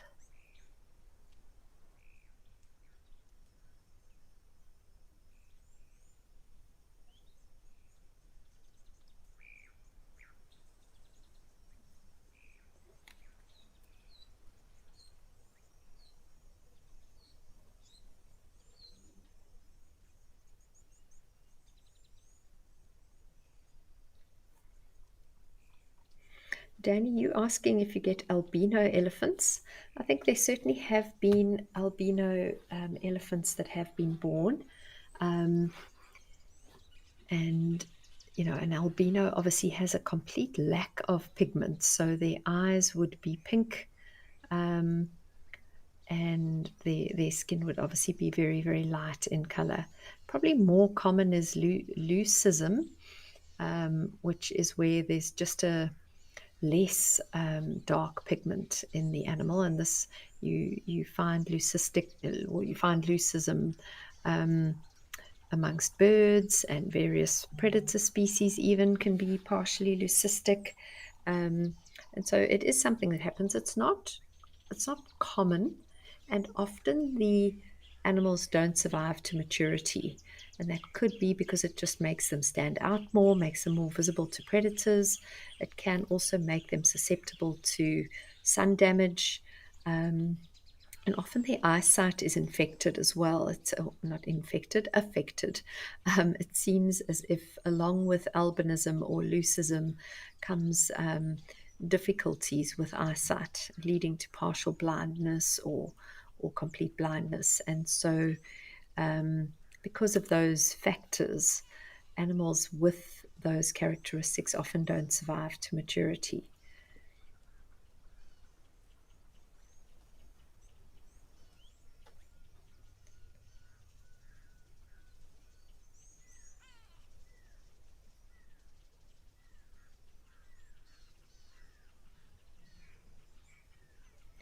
Rebecca, you asking if this is an elephant with vitiligo.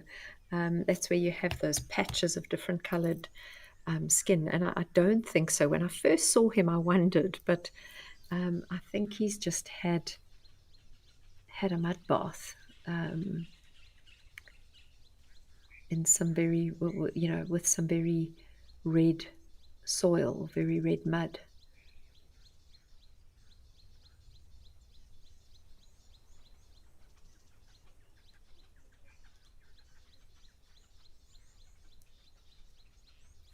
Especially because the kind of reddish areas seem to be concentrated on the parts of the body where they would normally throw mud on themselves. So I think it's more likely to be as a result of a mud bath.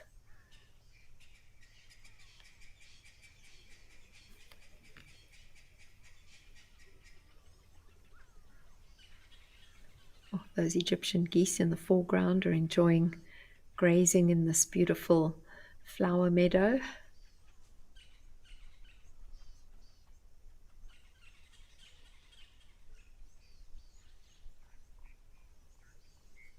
I'd love to know what the elephant is feeding on. Could just be grass. In summer they feed on grass. It probably forms about 80% of their diet, as opposed to winter where it's almost 0% of their diet in certain areas.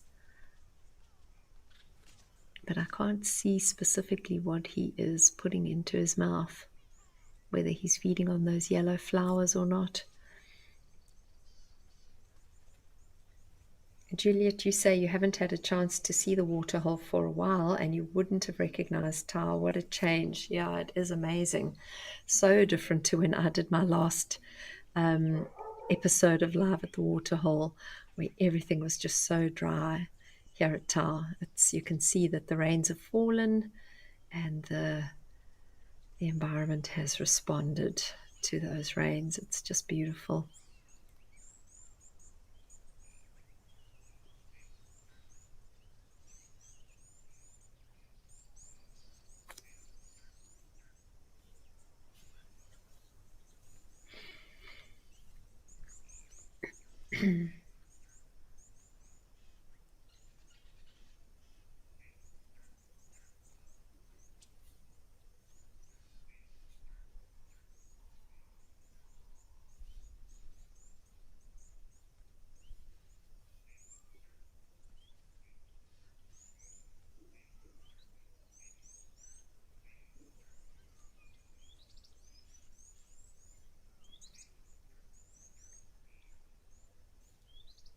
Lots of geese grazing in the meadow.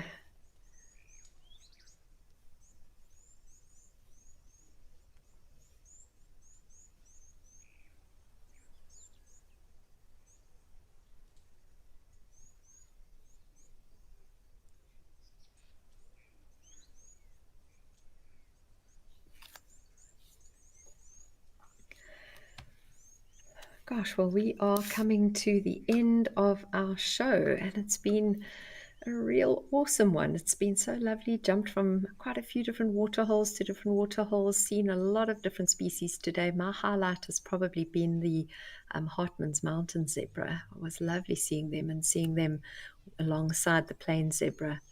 But it's been a really amazing, amazing show. I've thoroughly enjoyed being with you all and hope that you're going to be back with us tomorrow for Live at the Waterhole. Thank you so much for joining. It's been wonderful. I'm so glad to be back. I've missed it, and I'm really looking forward to being back here over the next few days and being at Juma soon. Lovely to have you all with us. Goodbye and see you soon.